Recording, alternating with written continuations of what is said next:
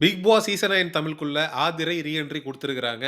ப்ரோமோல காட்டுனது மட்டும் தான் உங்களுக்கு தெரியும். ப்ரோமோல காட்டாத பல விஷயங்கள பற்றி தான் இந்த வீடியோல தெளிவா பார்க்க போறோம். ஆதிரை பிக் பாஸ் சீசன் 9 தமிழ்ல ஒரு மிகப்பெரிய அளவுல இம்பாக்ட்ட ஏற்படுத்துவாங்க அப்படின்னு எதிர்பார்த்த கண்டஸ்டன்ட்ல அவங்களும் ஒருத்தங்க. ஃபர்ஸ்ட் வீக்ல திவாகர், கலையரசன் போன்ற நபர்களுக்கெல்லாம் இந்த பிக் பாஸ் வாய்ப்பு குடுக்கப்பட்டதே தப்பு அப்படின்னு மேக்கர்ஸே காரி துப்பியிருப்பாங்க. விஜய் சேதுபதி அவர்களுடைய வீக்கெண்ட் எபிசோட்ல கால் மேல கால் போட்டுட்டு, எல்லாரும் எந்திரிச்சு நின்னு பேர சொன்னப்ப, "நான் எதுக்குய்யா எந்திரிக்கணும்? அவ்வளோ சீன்லாம் இல்ல. நான் இப்படிதான்" அப்படின்னு சொல்லி ரொம்ப ஆட்டிட்யூடோட நடந்துக்கிட்டவங்க தான் இந்த ஆதிரை. இவங்களுக்கும் எஃப்ஜேக்கும் நடுவுல ஒரு லவ் ட்ராக் ஓட ஆரம்பிச்சது. எஃப்ஜேவ இவங்க எங்க பார்த்தாங்க அப்படின்னா, பிக் பாஸ் வீட்டுக்கு வர்றதுக்கு முன்னாடி ஒரு 2 நாளைக்கு முன்னாடி ஒரு மால்ல வச்சு செல்லாக்குட்டிய செல்லக்குட்டின்னு நான் சொல்லல. ஆதிரையே சொல்லியிருக்கிறாங்க. எஃப்ஜேங்கிற செல்லக்குட்டிய மால்ல வச்சு பார்த்திருக்கிறாங்க. அதுக்கப்புறம் பிக் பாஸ் வீட்டுக்குள்ள வந்ததும், "அந்த செல்லக்குட்டி எங்க இங்க வந்திருக்கு?" அப்படின்னு சொல்லிட்டு எஃப்ஜே மேல இவங்களுக்கு ஒரு கவனம் வந்து திரும்பியிருக்கு. அதுக்கப்புறம் எஃப்ஜே கூட பழக ஆரம்பிக்கிறாங்க. அதுக்கப்புறம் எஃப்ஜேவும் இவங்களும் சேர்ந்து பண்ண லவ் கன்டென்ட்டா இருக்கட்டும், எஃப்ஜே இவங்கள கட்டிப்புடிச்சு முத்தம் குடுத்தது, இதெல்லாம் மிகப்பெரிய அளவுல சமூக ஊடகங்கள்ல காட்டுத்தீயா பரவுச்சு. ஆதிரை என்னதான் வந்து ஒரு கேப்பபிள் கண்டஸ்டன்ட்டாக இருந்தாலும், எஃப்ஜேவோடு அவங்க சேர்ந்து பண்ண லவ் ட்ராக்கு பிக் பாஸ் ஆடியன்ஸுக்கு மத்தியில மிகப்பெரிய அளவுல கனெக்ட் ஆகல. அதனால இவங்க சீக்கிரமே 4வது வாரமே பிக் பாஸ் வீட்டை விட்டு வெளியேறுவதற்கான ஒரு சூழல் அப்படிங்கிறது ஏற்பட்டுச்சு. இவங்க வெளியில வந்ததுக்கு பிறகு, எஃப்ஜே வியன்னாவோட ஒரு ட்ராக்க ஸ்டார்ட் பண்ணிட்டான். ஸ்டார்ட் பண்ணி வியனாக்கும், எஃப்ஜேக்கும் நடுவுல மிகப்பெரிய அளவுல ஒரு ட்ராக்குங்கிறது ஸ்ட்ராங்கா வந்து ஓட ஆரம்பிச்சிருச்சு. இதுவும் வெளியில பல பேரால காரி துப்பப்பட்டுச்சு. இந்த எஃப்ஜேன்றவனுக்கு வேற வேல பொழப்பே இல்லையா? பிக் பாஸ் வீட்டுக்குள்ள இருக்கக்கூடிய பெண்கள வச்சு லவ் கன்டென்ட் பண்றது தான் இவனுக்கு வேலையா? அப்படின்னு கடுமையான விமர்சனங்கள் இந்த எஃப்ஜேன்ற பொறுக்கிக்கு எதிராக எழ ஆரம்பிச்சது. குறிப்பா கனிதிருக்கிட்ட அவன் எல்லை மீறி நடந்துக்கிறதும் கடுமையான விமர்சனங்களுக்கு உள்ளாச்சு.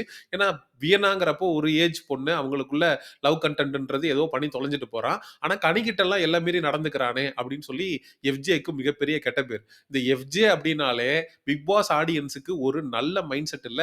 அவன் கேவலமானவன் அப்படின்றது தான் ரெஜிஸ்டர் ஆயிருக்கு. குறிப்பாக ஆதிரையுடைய கேம் பிளே ஒட்டுமொத்தமா ஸ்பாயில் ஆனதுக்கு காரணம் இந்த எஃப்ஜேன்றவன் தான் அப்படிங்கிறத ஆடியன்ஸ் வந்து ரொம்ப ஸ்ட்ராங்கா நம்புனாங்க. வியனாவோட அவன் லவ் கன்டென்ட் பண்ண ஆரம்பிச்சு எல்லாம் ஸ்மூத்தா போய்க்கிட்டு இருக்கும்போது, இப்படி திடீர்னு ஆதிரைய பிக் பாஸ் வீட்டுக்குள்ள அனுப்பி அவைங்க வேற லெவல்ல ஒரு விஷயத்த பண்ணிட்டாய்ங்க. எஃப்ஜேவால ரியாக்ட்டே பண்ண முடியல.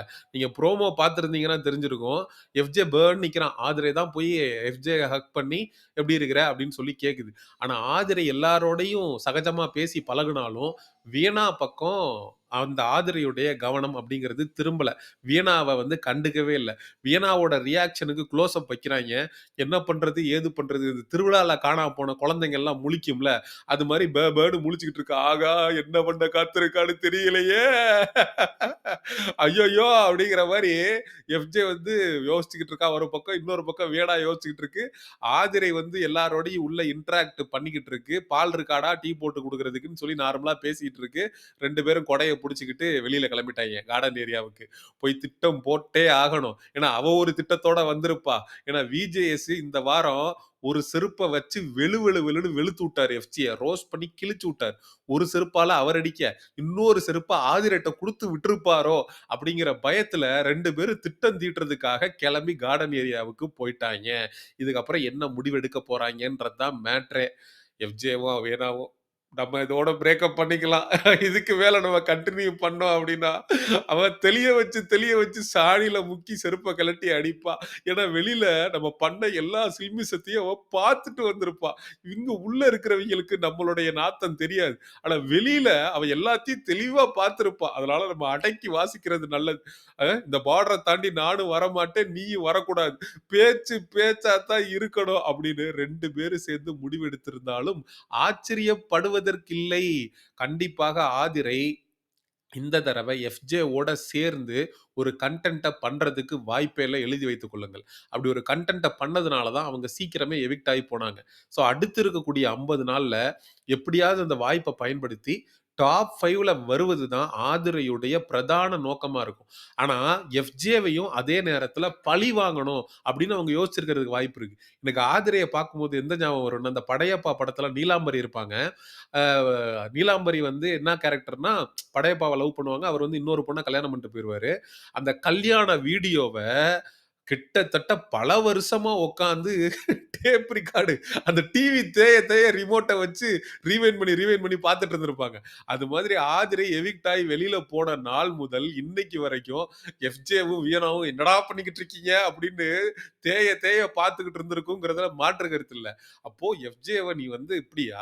உனக்கு 2 பேருக்கு ஓடுதா? என்ன பண்றேன் பார்றா அப்படின்னு சொல்லிட்டு எஃப்ஜேவ அப்படி கட்டி பிடிக்கிற மாரி புடிச்சு, நான் நார்மலா தான் இருக்கேன் எஃப்ஜே.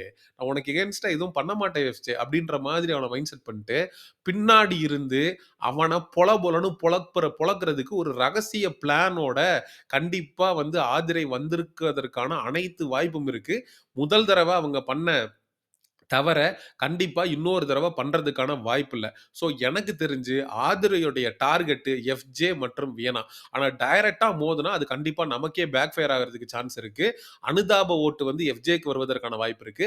அதாவது நம்ம பின்னாடி இருந்து ஒரு கேம் ஆடுவோம். இருக்கிற எல்லாரையும் எஃப்ஜேக்கு எதிரா தூண்டி விட்டு ஒரு கேம் ஆடலாம். அப்படின்ற பிளான்ல கூட ஆதிரை வந்திருக்கலாம். ஆதிரை அடிக்க போறது நம்ம எஃப்ஜேவ, வியனாவ மட்டும் இல்ல. கமருதினியும் பொளக்குறதுக்கான வாய்ப்பு இருக்கு. நம்ம கம்மு மாமா என்ன பண்ணிட்டு இருக்கான்? ஆரோராவோட சேர்ந்துகிட்டு ஜாலியா இருக்கிறான். சொகுசா சுகவாசியா இருக்கிறான். விஜய் பார்வதி ஒரு பக்கம், ஆரோரா சின்க்ளேர் ஒரு பக்கம்னு.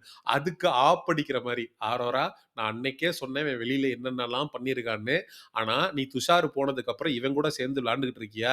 வெளியில ரொம்ப கேவலமா பேசுறாங்க ஆரோரா. அவன் கூட சேர்ந்து ஒரு கேம விளையாடாத. ஏய் உன்ன பார்த்தா 100 வருஷம் நல்லா இருக்க மாரி தெரியுது. இவன் கூட சேர்ந்து நாசமத்து கேடுகெட்டு சீரழிஞ்சு போயிறாத அப்படின்னு ஒரு பிட்ட ஏன்னா ஜெயில கூட்டிட்டு போய் இதே ஆதிரை தான் யார ஆரோரா கிட்ட மண்டைய கழுவி கமருதீன் கூட சேரவே விடாத அளவுக்கு பண்ணி வச்சிருந்துச்சு. அதே ஆதிரை மறுபடியும் ஆரோரா சின்க்ளேரை கூட்டு போய் பிரெயின் வாஷ் பண்ணி இதோட கமருதீன் கிட்ட நிறுத்திக்க அப்படின்னு அக்கா ஒரு பிட்ட போட்டுச்சுன்னா ஆரோராக்கும் கமருதீனுக்கும் நடுவுல கனெக்ஷன் கட்டு. கம்மு மாமா என்ன பண்றதுன்னே தெரியாம அப்படியே பார்வதி டீம் போய் பாரு நீ தனியா ஒரு கேம் ஆடு நல்லா போய்கிட்டு இருக்க அவன் கூட சேர்ந்து டைட்டில தவற விட்டுறாத நீ வந்து ஒரு டாப் 3ல வரக்கூடிய கண்டஸ்டன்ட் பாத்துக்க அப்படின்னு அங்க ஒரு பிட்ட போட்டுருச்சுன்னா கமருதீனோட கேம் க்ளோஸ் தலைவன் எவிட்டாய் வெளியில வர வேண்டியதுதான். ஏன்னா இந்த 2 பெண்களை நம்பிதான் அவன் பிக் பாஸ் வீட்டுக்குள்ள ஒரு கேமே ஆடிக்கிட்டு இருக்கான். அப்போ இவங்க ஒட்டுமொத்த பேருடைய குடுமியும் யார் கையில இருக்கு? ஆதிர கையில இருக்கு. எஃப்ஜேவோட குடுமியும் இருக்கு. கமருதீனோட குடுமியும் இருக்கு. இவங்க 2 பேருடைய குடுமியும் இழுத்து புடிச்சு கட் பண்ண போகுது ஆதிரை அப்படிங்கிறதுல எனக்கு எந்த விதமான மாற்று கருத்தும் இல்லை. சரி பிக் பாஸ் ரசிகர்களான உங்ககிட்டயே கேக்குறேன். எத்தனை பேரு ஆதிரையுடைய ரீ என்ட்ரிக்காக வெறித்தனமாக வெயிட் பண்ணிக்கிட்டு இருந்தீங்க? ஆதிரை ரீ என்ட்ரிக்கு அப்புறமா எத்தனை பேருடைய கேம் பிக் பாஸ் வீட்டுக்குள்ள மாறும் அப்படின்னு நீங்க நினைக்கிறீங்க? அப்படிங்கிற உங்களுடைய கருத்துக்கள மறக்காம கமெண்ட் செக்ஷன்ல சொல்லுங்க. அண்ட் எக்ஸ்க்ளூசிவ் பிக் பாஸ் அப்டேட்ஸ்க்கு மிஸ்டர் செய்யோன் சேனல சப்ஸ்கிரைப் பண்ணுங்க. See you in the next video. Bye bye.